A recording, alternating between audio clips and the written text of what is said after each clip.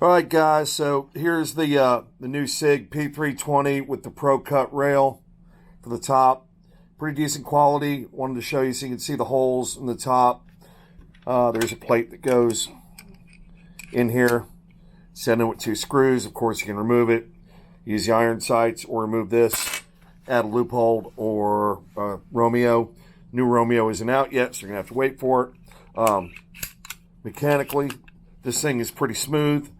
Good machine quality, good finish on it.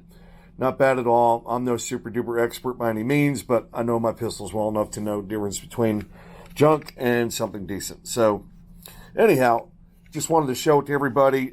This is the tungsten filled lower, and of course the new Pro rail for the top. I like it. Is it worth the money? Don't know yet. Have to take it out to the range and not wear it out and go from there. I'm waiting on a plate to come in because I want to put my RMR on top of this. I don't want to deal with the Romeo and don't want to switch over to loophole, but that's just me. So, decent setup. As you notice on this full size, you cannot use the barrel from the X5 on this. You'll have to use a stock barrel, and that's pretty much it.